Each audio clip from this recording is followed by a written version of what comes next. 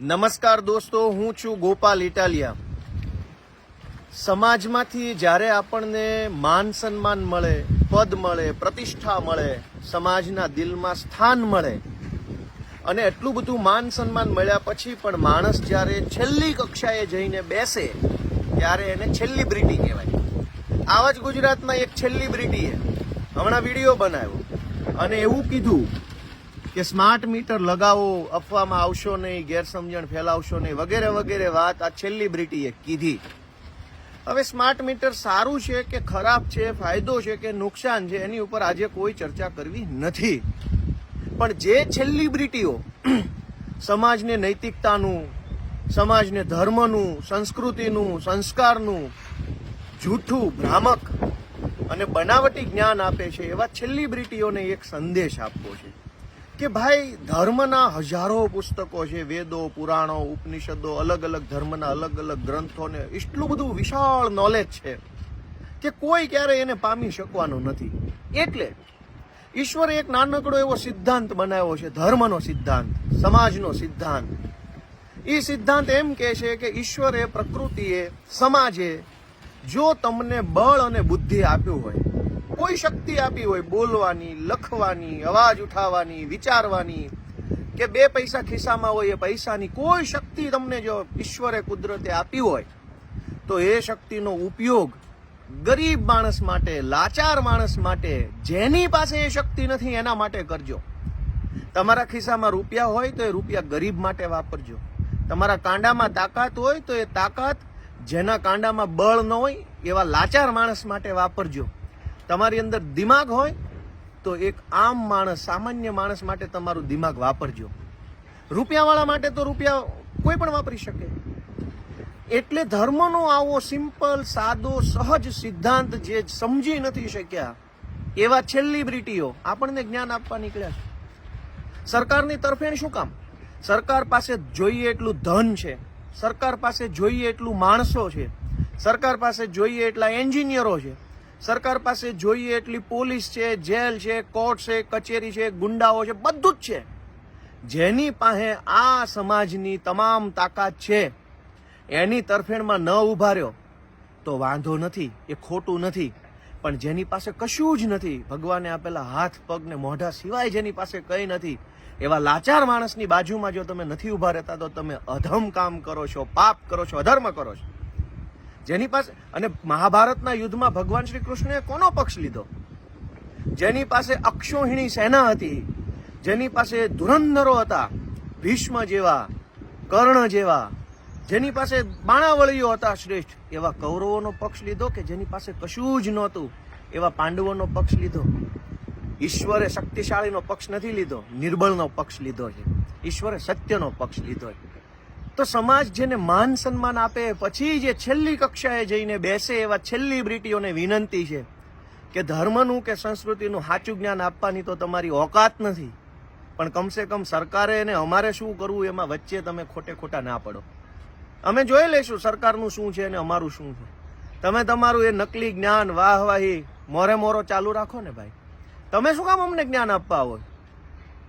ભગવાન શ્રી કૃષ્ણએ કૌરવોનો, શક્તિશાળીઓનો, જેની પાસે સત્તા હતી, પાવર હતો, પૈસા હતા, પદ હતું, પ્રતિષ્ઠા હતો, એનો પક્ષ નથી લીધો. જેની પાસે કશું જ નહોતું એવા અર્જુનનો પક્ષ લીધો. આજ અર્જુન કોણ છે? સમાજના કરોડો ગરીબ લોકો છે એ લાચાર છે, અર્જુનની ભૂમિકામાં છે, એને સપોર્ટની જરૂર છે.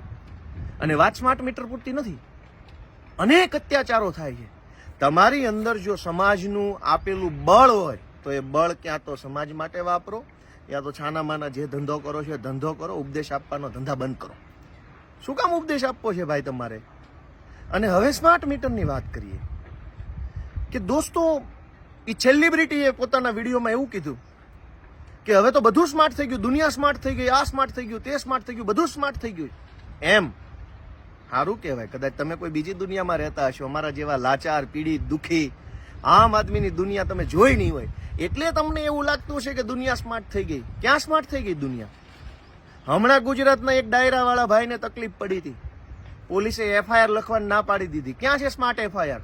ઘરે બેઠા બેઠા કોમ્પ્યુટરના 4 બટન દબાવો અને મારી જે કાંઈ રજૂઆત હોય એ પોલીસ સ્ટેશનમાં પહોંચી જાય, એવું સ્માર્ટ પોલીસ સ્ટેશન જ નથી બન્યું. અને વાતો કરો છો દુનિયા સ્માર્ટ થઈ ગઈ, હવે મીટર પણ સ્માર્ટ કરી લ્યો. કઈ દુનિયામાં જીવો છો ભાઈ? મારી બધા જ સેલિબ્રિટીઓને વિનંતી છે કે સમાજે માન સન્માન પ્રતિષ્ઠા આપ્યું છે, મજા કરો, એશ આરામ કરો, ગાડી બંગલા લઈને હરો ફરો, સારા ફોટા પાડીને ફેસબુકમાં મૂકો, બાળ બચ્ચાને સુખી કરો. પણ આ સમાજે તમને જે પ્રતિષ્ઠા આપી છે એ પ્રતિષ્ઠાનો ઉપયોગ સમાજને જ્ઞાન આપવામાં ન કરો. સમાજ એનું કૂટી લેશે. સેલિબ્રિટી બનવાની કોશિશ ન કરો. સમાજના પદ પ્રતિષ્ઠાને જીરવો. સ્માર્ટ બની ગયું છે બધું. કેવી રીતે? એક ગામડાના માણસને પૂછો, એક ખેડૂતને પૂછો કે વીજળી વિભાગની ઓફિસમાં ધક્કા કેટલા થાય છે, કેટલી અપમાનભરી પરિસ્થિતિમાંથી પસાર થવું પડે છે.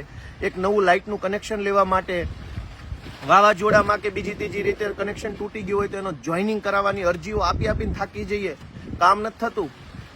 ગામની અંદર એક રોડ બનાવડાવવાનો હોય, કામ નથી થતું. હાથ જોડીને માણસ થાકી જાય છે, લાચારી કરે છે.